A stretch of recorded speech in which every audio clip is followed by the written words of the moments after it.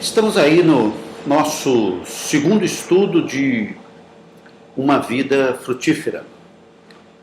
Você vai ter oportunidade de entender nesse conteúdo como é que você pode ter uma vida frutífera. Caso você queira entender ou compreender melhor esse conteúdo, nós estamos no estudo 2. Você pode acessar nos vídeos no YouTube Capacitação Bíblica, Vida Cristã, uma vida frutífera, estudo 1. Só capacitação bíblica, você vai ver ali vários vídeos e lá está Vida Cristã, uma vida frutífera, estudo 1. Caso você queira também a apostila do estudo 1, você pode nos solicitar. No site mesmo tem o e-mail, você pode entrar em contato conosco e assim a gente pode lhe ajudar. Então, neste estudo 2, nós vamos continuar o conceito de dar frutos, de ter uma vida frutífera. Tito capítulo 3, versículo 8, diz assim que fiel é esta palavra, que no tocante a estas coisas faças afirmação confiadamente, para que os que têm crido em Deus sejam solícitos na prática de boas obras. Essas coisas são excelentes e proveitosas aos homens. Apóstolo Paulo está dando uma orientação para Tito como pastor, para que ele pudesse ensinar à igreja que aqueles que creram em Deus, eles sejam prontos e estejam dispostos a praticar as boas obras. Voltando a repetir que a vida cristã é Jesus e boas obras. Não é apenas crer em Jesus e não fazer boas obras, como também não é fazer boas obras sem crer em Jesus. A caminhada de um cristão é que ele crê em Cristo e porque ele crê em Cristo, ele pratica as boas obras, que na verdade são ações que glorificam a Deus e que revelam Jesus na sua vida. Então, nesse processo 1 desse estudo 2, veja aí na sua apostila, está escrito assim: dando frutos através de obras particulares. Nós damos frutos através de obras particulares, da nossa própria vida. Pessoalmente, algumas atitudes que nós damos frutos. Então, veja na letra A, diz assim: dê frutos através, anote aí, de atos caridosos particulares, atos amorosos. Se você conhece o Senhor Jesus como Salvador, a vida cristã é uma vida de ação. O Senhor Jesus estava ao mesmo tempo pregando e ensinando, você pode ver isso nos evangelhos, mas ao mesmo tempo ele estava agindo. Então nós temos que ter uma vida de atitude, de ações práticas no nosso dia a dia. Mateus capítulo 6, versículo 1 a 4, no Sermão do Monte, Jesus diz assim: guardai-vos de exercer a vossa justiça diante dos homens, com o fim de serdes vistos por eles. De outra sorte não tereis galardão junto de vosso Pai Celeste. Quando, pois, deres esmola, não toques trombeta diante de ti, como fazem os hipócritas, nas sinagogas e nas ruas, para serem glorificados pelos homens. Isto é uma justiça diante dos homens. Fazem as coisas para ser vistos pelos homens.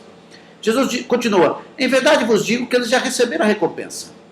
Tu, porém, ao dares a esmola, ignore a tua mão esquerda o que faz a tua mão direita, porque a tua esmola, para que a tua esmola fique em secreto, e teu Pai que vem em secreto te recompensará.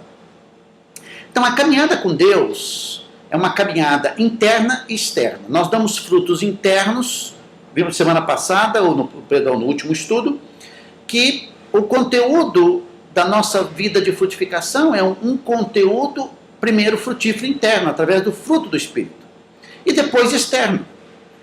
O que deve motivar a nossa atitude ou atos caridosos não é fazer nada para os homens, mas fazer o que estamos fazendo para a glória de Deus e para que Deus veja, porque Deus está muito mais preocupado com o nosso coração, com os nossos desejos, com as nossas motivações, do que basicamente aquilo que a gente faz. A gente precisa aprender isso, porque senão a gente vai continuar achando que se consertarmos os atos e o comportamento das pessoas, tudo está bom. Não, não, não, não, não. A vida com Cristo é uma vida por dentro. Nós apenas estamos expressando o que está por dentro. Às vezes estamos fazendo coisas que deveríamos fazer, com o coração ainda segurando, mas devemos continuar fazendo para que o nosso coração, a nossa vida, a nossa disposição interna se adapte em fazer aquilo que precisa ser feito. Então, nós frutificamos através de obras particulares, dando fruto através de ações, de atos. Letra B, dê frutos através de suas orações particulares. Continuando no texto, no versículo 6 de Mateus, Jesus diz: tu, porém, quando orares, entra no teu quarto e, fechado a porta, orarás a teu pai que está em secreto, e teu pai que vem em secreto te recompensará. O assunto dos dois textos é uma vida secreta que faz para Deus e depois faz para as pessoas, sem nenhum objetivo de ser visto pelas pessoas, como também a vida de oração, a vida de caminhada com Deus. A vida de caminhada com Deus é uma vida secreta. Fechar a porta é manter aquele ambiente, aquele lugar secreto. Nós precisamos aprender essa caminhada secreta, onde ninguém vê, só Deus vê. Porque Deus vê o coração. Então, uma vida frutífera é uma vida de oração. O que é orar? Orar é contar para Deus tudo que passa no seu coração. Você tem orado? A Bíblia diz que devemos orar sem cessar. Nós temos que ter um tempo secreto, um tempo reservado, mas temos que orar sem cessar. O apóstolo Paulo diz em Efésios capítulo 6, orando em todo tempo. Nós temos que ter uma vida em plena comunhão com Deus. Na verdade, o pecado, a busca por tudo aquilo que é errado, ela está associada com essa visão míope nossa de que o Senhor não está presente na nossa vida. Mesmo quando nós não achamos que o Senhor está presente, Ele está presente. Então, em todo momento, nós podemos falar com Deus e conversar com Deus. E essa é uma maneira de sermos frutíferos, Jesus diz. Continuando no texto de Mateus 6, na letra C, anote aí, dê frutos através do seu jejum particular, da sua consagração particular. Mateus 6, 17 a 18 diz: tu, porém, quando jejuares, unge a cabeça e lava o rosto, com o fim de não parecer aos homens que jejuas, e sim a teu pai em secreto. E teu pai que vem em secreto te recompensará. Muitas pessoas que têm problemas com respeito ao jejum. O jejum não é uma forma de coagir Deus a fazer aquilo que a gente quer que Ele faça. O jejum é uma forma de consagração, é uma forma de foco. O Senhor Jesus não está ordenando que alguém jejue, mas Ele está dizendo que se você vai jejuar, faça tudo isso em secreto. Não fique expressando uma espiritualidade através do rosto. Então, o que o texto diz é que nossa vida frutífera é uma vida que age em secreto para a glória de Deus. É uma vida que ora em secreto para a glória de Deus. E é uma vida que jejua, que se consagra para a glória de Deus. Tudo em secreto. Então, a questão não é você. O Senhor Jesus é contra essa religiosidade, essa busca de expressar frutos simplesmente através de atos religiosos, de ações religiosas. Muita gente envolvida com ação religiosa, com um punhado de coisa religioso, com a cara, com um jeito, com uma forma, com um modo de piedade, e não tem fruto nenhum na sua vida. Por quê? Porque a sua motivação central não é a glória de Deus. Então, nesse processo 1, continuando o nosso estudo, nós frutificamos através de obras particulares, através de atos caridosos, atos bondosos, através de oração particular e através de jejum particular. Só isso? Não.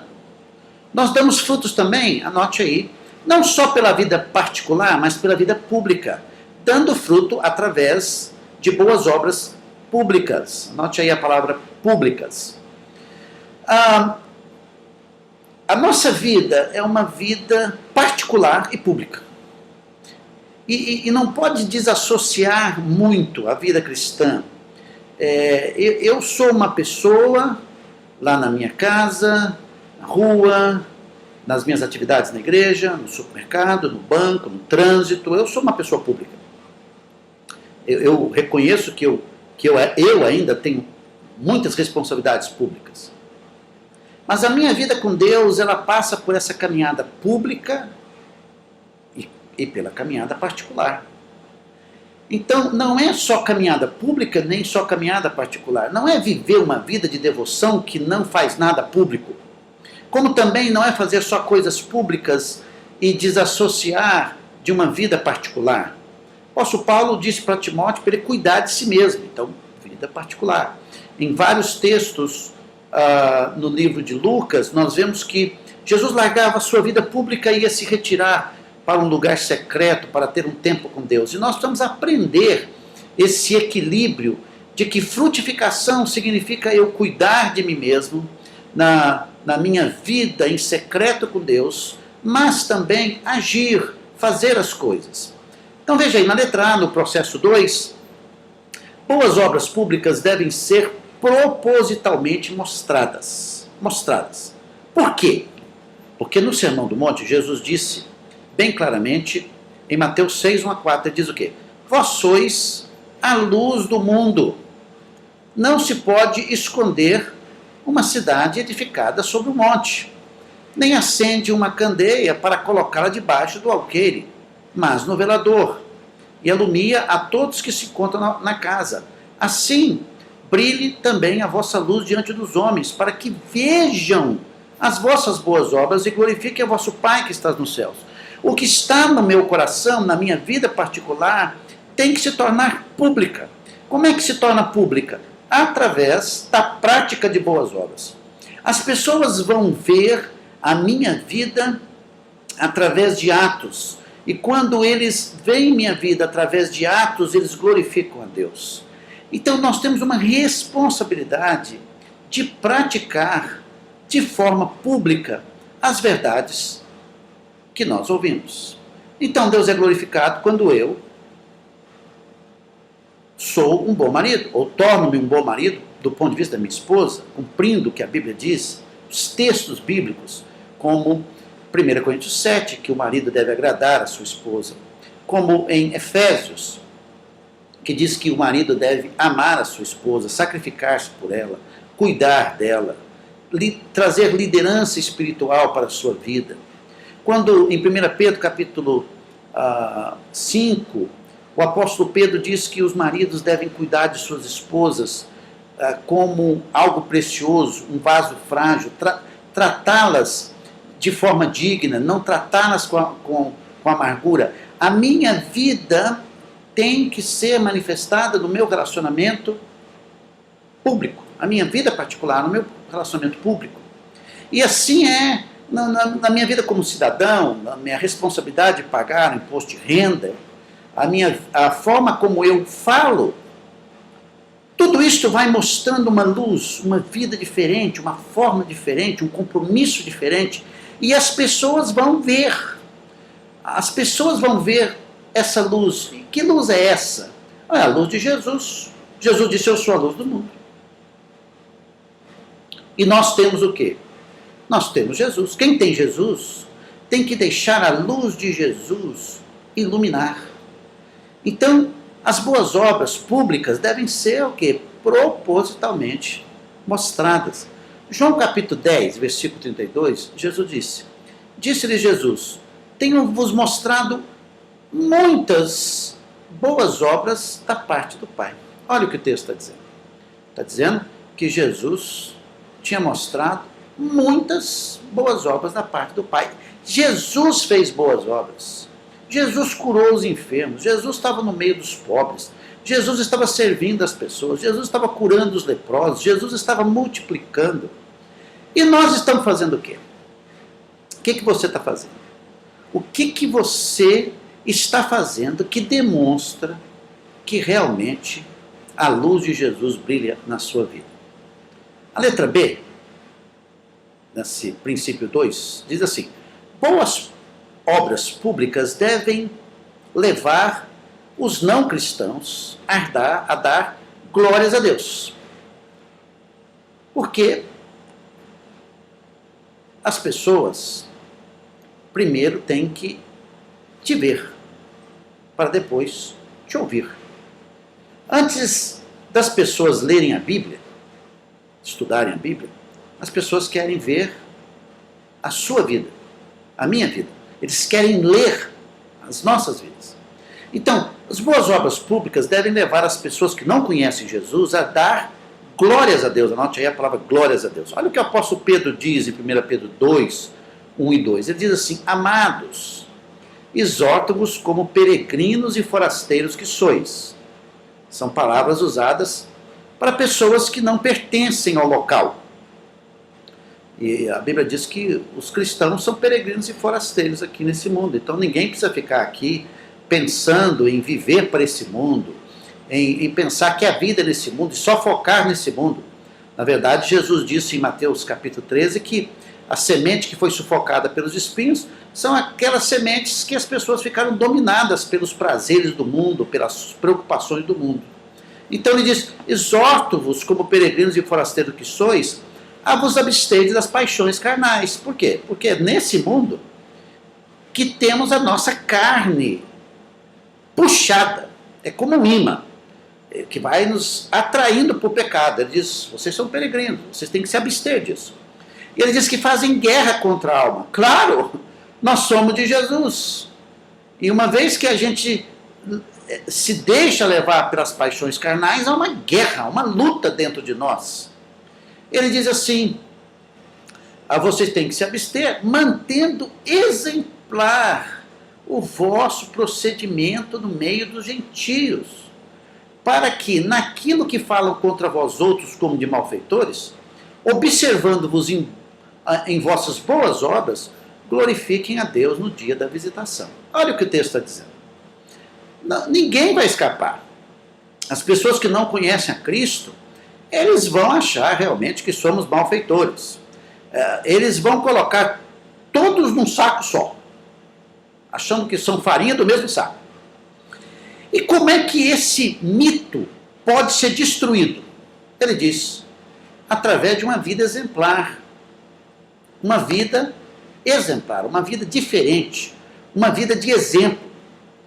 Porque o mundo vai continuar achando e falando que somos malfeitores.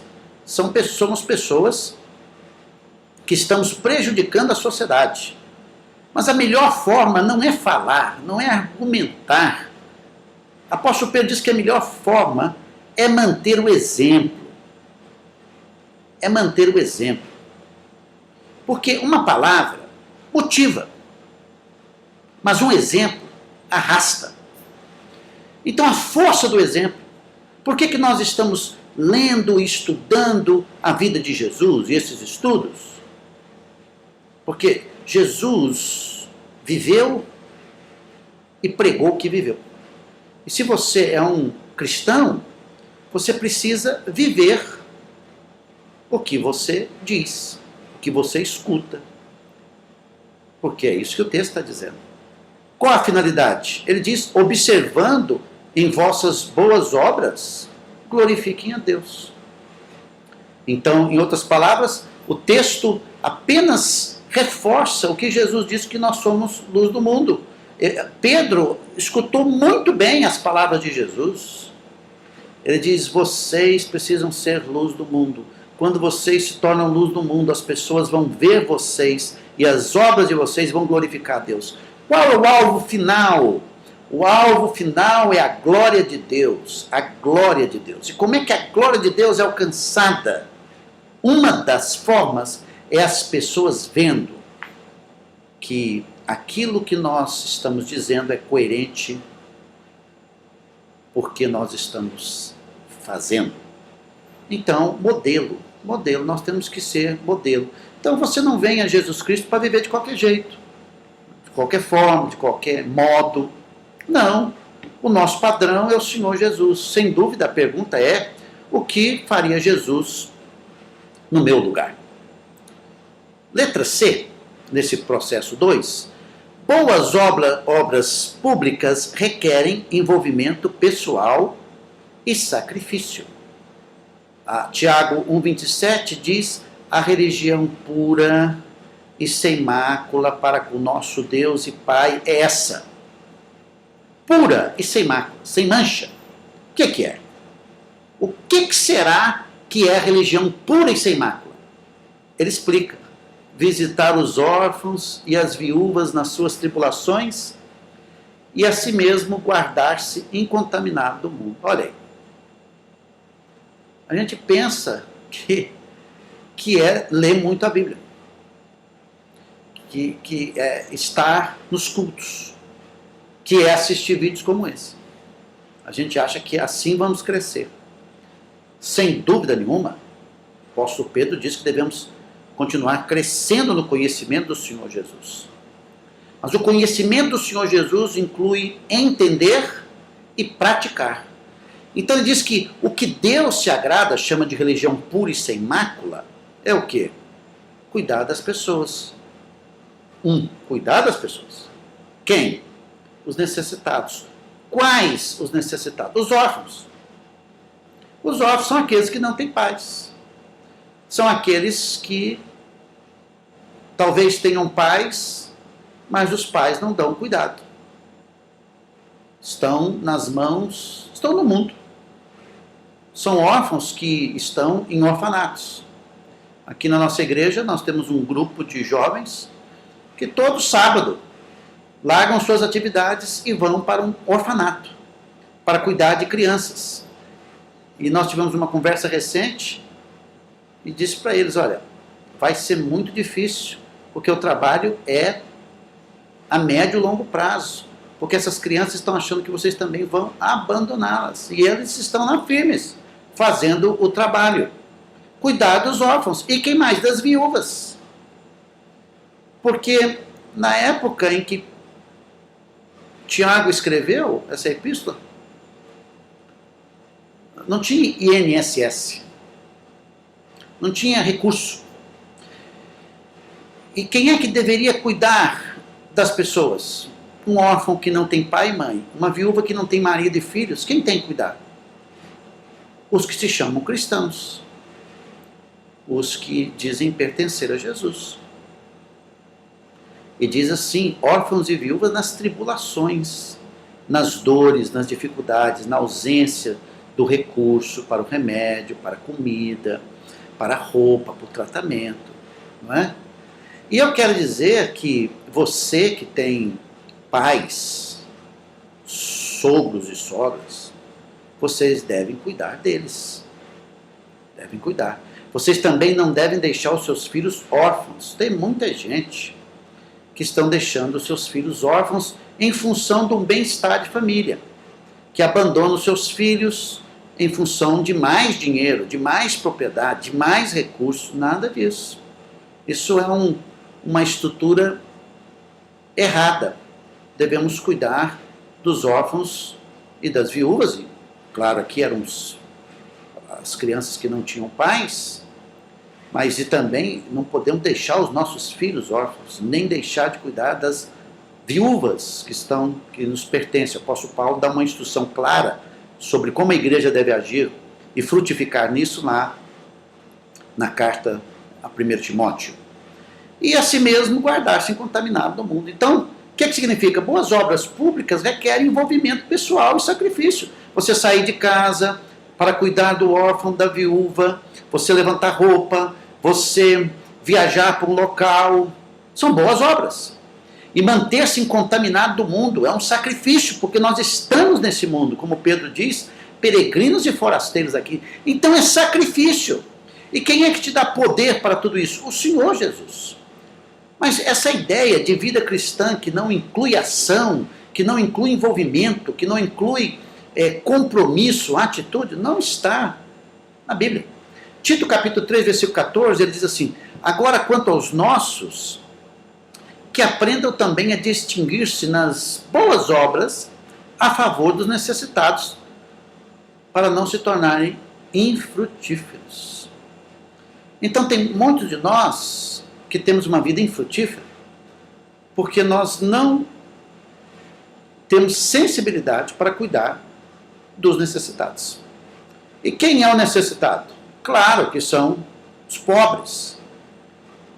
Claro que são viúvas, órfãos.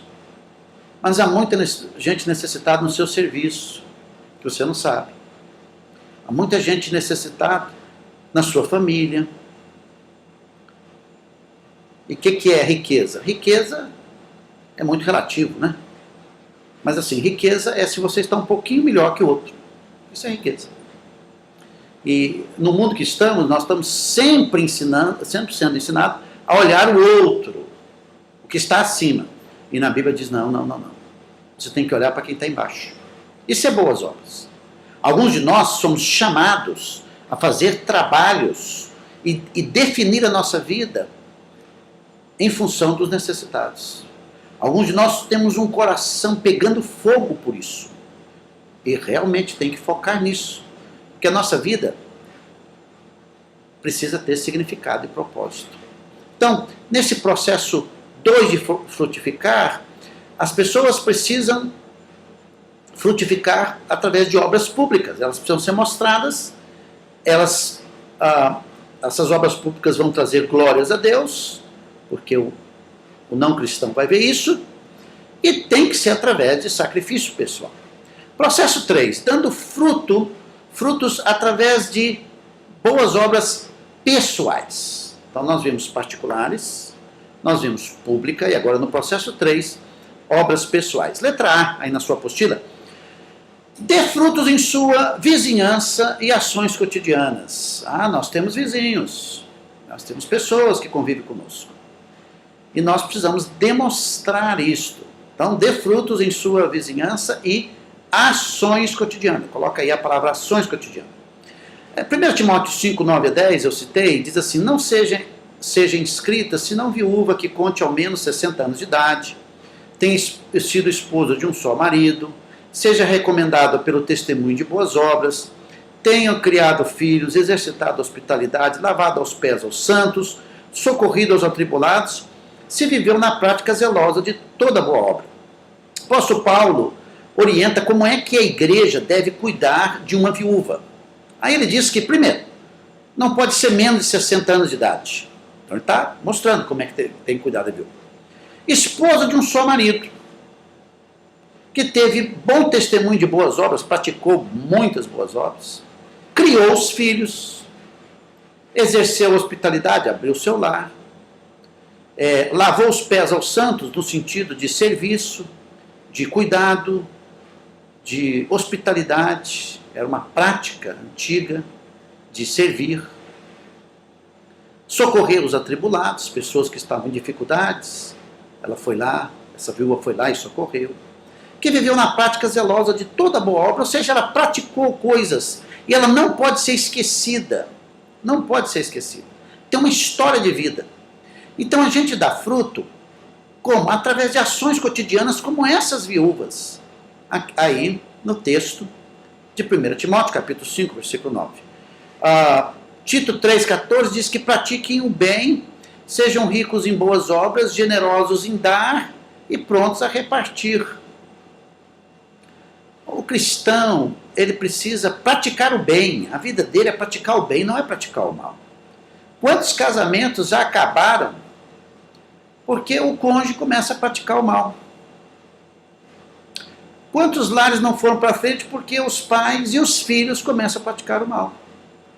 Quanto a pessoa não cresceu na vida porque pratica o mal, fica com o mal na cabeça, ao invés de praticar o bem. Diz, ricos em boas obras, não é só fazer uma coisinha ou outra ali, está disposto, sempre disposto a fazer as boas obras, a ajudar as pessoas. E ele diz, generosos e dar e pronto a repartir, porque um cristão precisa aprender a dar, precisa aprender a pôr a mão no bolso, precisa aprender a fazer. Eu tenho um vídeo aí na capacitação bíblica, na área devocional, chamado Generosidade.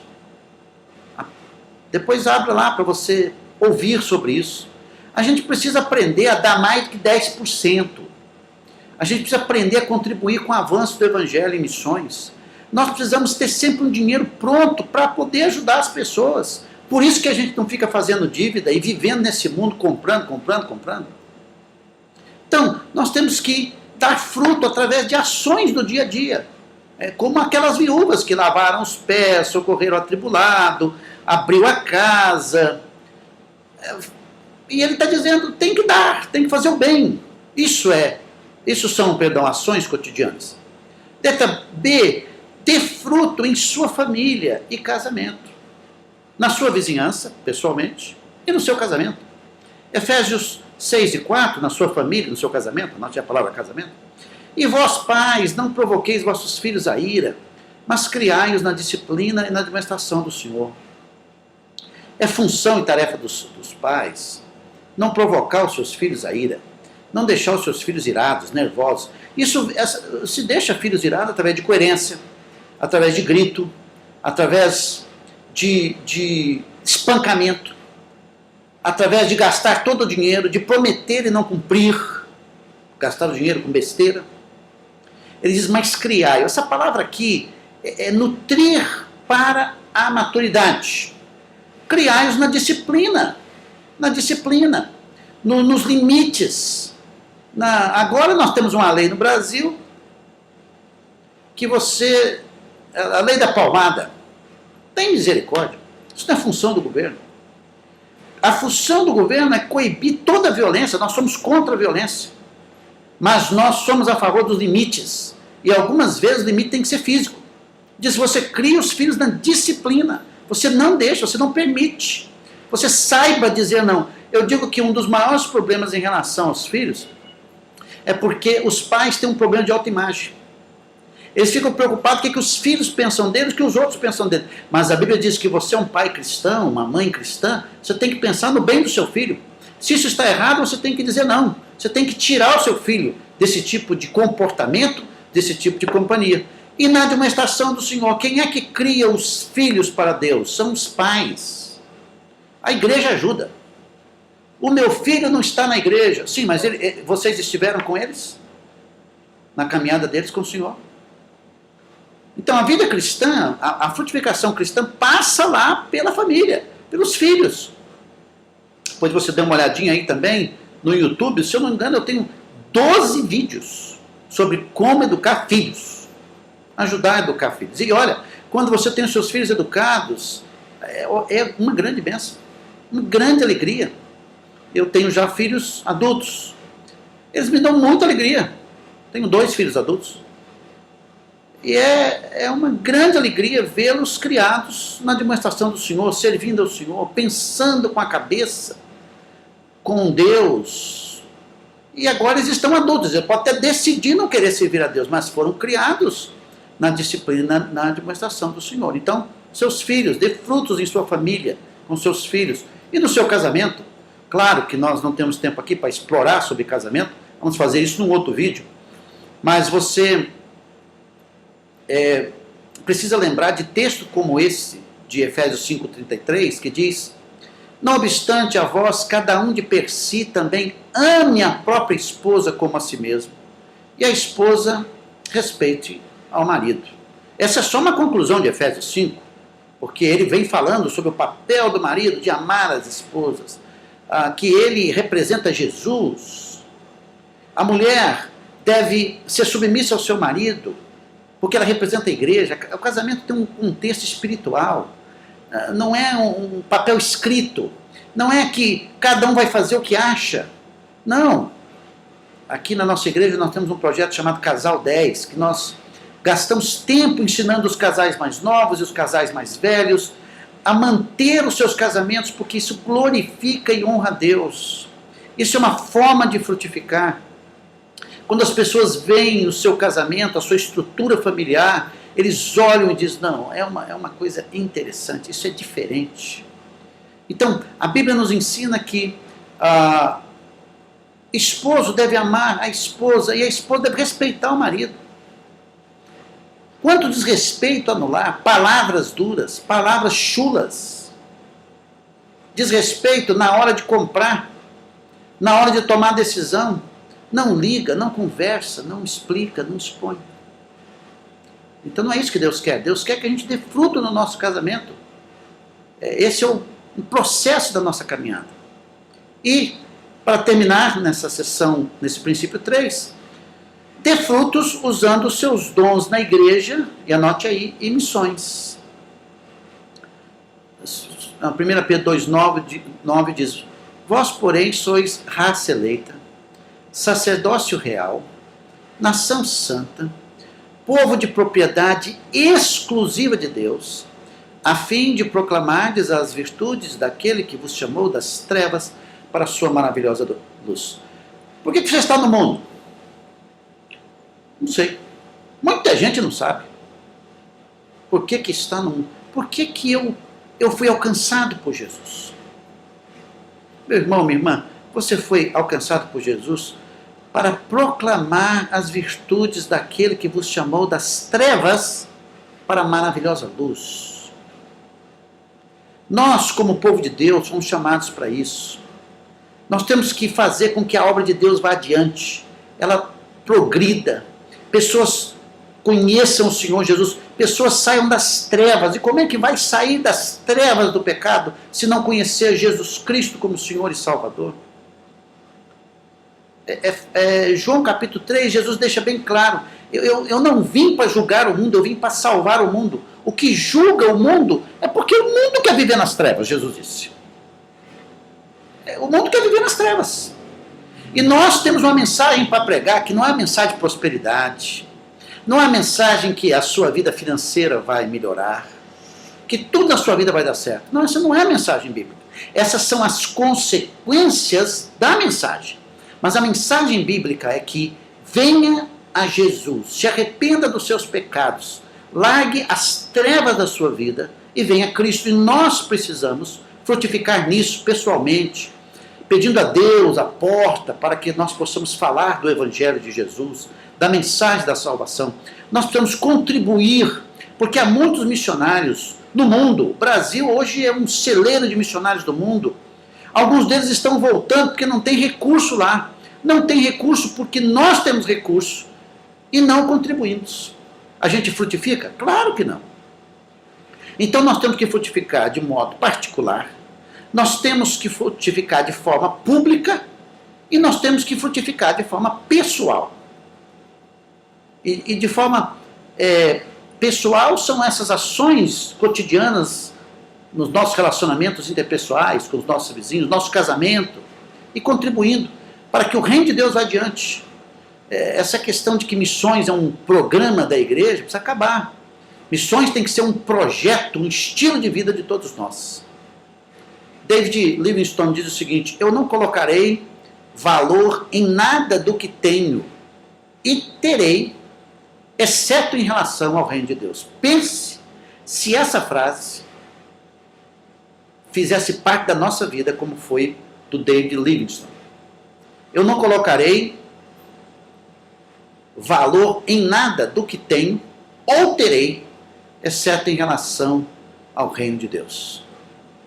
Focar a nossa vida no reino de Deus vai fazer muita diferença, muita diferença.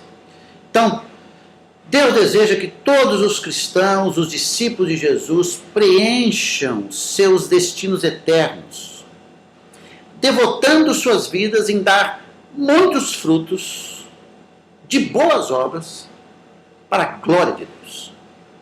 Então, não é uma questão de opção, é uma questão de compromisso. Eu e você devemos e temos que frutificar. Quero concluir com Atos 9:36, depois com Hebreus 13. Mas Atos conta a história de uma discípula chamada Dorcas, também traduzido por nome Tabita. Olha o texto. Havia em Jope uma discípula por nome Tabita, nome este que traduzido quer dizer Dorcas. Era ela notável, perceptível. Ela notável, as pessoas notavam, pelas boas obras e esmolas que fazia. Que coisa linda! Ela não era notada porque ela tinha conhecimento bíblico. Não era notada porque ela cantava em algum coro. Essas coisas públicas. Porque era um bom pregador. Ela era notável porque ela fazia coisas boas para as pessoas. Ela fazia esmolas. E diz o texto, ela era discípula. Então, primeiro a pessoa se torna discípulo de Jesus e depois faz boas obras. Aí, o fato de você estar em Cristo, você puxa as boas obras. Quero repetir que se você não está em Cristo, você precisa vir a Jesus. E depois praticar as boas obras. Se você acredita que boas obras podem te salvar, você está errado. Porque não é isso que a Bíblia ensina. O que a Bíblia ensina é que as boas obras é um resultado da sua vida em Jesus. Se você também diz que tem Jesus, mas não tem boas obras, não faz nada, você não tem Jesus. Precisa se arrepender e vir a Cristo. Hebreus capítulo 13, versículo 20 a 21 diz: ora, o Deus da paz, que tornou a trazer dentre os mortos a Jesus, nosso Senhor, o grande pastor das ovelhas, pelo sangue da aliança eterna, vos aperfeiçoe em todo bem. Então ele está orando para que Deus nos aperfeiçoe para fazer coisas boas, para cumprir a sua vontade. É Deus que nos leva e movimenta, mobiliza o nosso coração para as boas obras, como também para fazer a sua vontade, operando em vós, operando dentro de nós, o que é agradável diante dele, por Jesus Cristo, a quem seja a glória para todos sempre. Então, através de Jesus, Deus opera na nossa vida o que é agradável, Ele faz nós cumprirmos a sua vontade, e Ele aperfeiçoa a nossa vida em todo bem, tudo por causa de Jesus Cristo. Então você tem que pedir: Senhor Deus, vai trabalhando na minha vida, me libertando do egoísmo, me libertando de mim mesmo, para que a minha vida seja uma vida de bênção, uma vida que glorifica o nome do Senhor, uma vida que faz as coisas acontecerem. Oliver Wendell Holmes diz assim: a boa coisa neste mundo não é tanto onde estamos, mas a direção para a qual estamos indo. Você está indo para onde? Você está indo para onde? Qual é o foco da sua vida? Se o foco da sua vida não for a glória de Deus, a sua vida não vai frutificar. Então eu quero pedir que você ore, pedindo ao Senhor que faça de você uma vida, uma pessoa frutífera, uma pessoa que possa mostrar obras particulares, sua vida de devoção a Deus, sua vida de oração, sua vida de consagração, que a sua vida pública seja cheia de compromisso com Deus, e que a sua vida pessoal, seu casamento, as atividades da sua vida, seu trabalho, sua vizinhança, missões, seja alvo da sua vida. Se você não tem Jesus como seu Senhor e Salvador, você pode se entregar a Ele, você pode pedir a Ele para entrar na sua vida. Você se arrependa dos seus pecados e creia no Senhor Jesus. Ele vai transformar a sua vida, vai fazer você uma pessoa que faz boas obras, não para os homens, nem para você mesmo, mas para a glória de Deus. Vamos continuar no próximo estudo, o estudo 3 desse conteúdo. Que Deus abençoe ricamente a sua vida nessa caminhada de estudos da Palavra de Deus.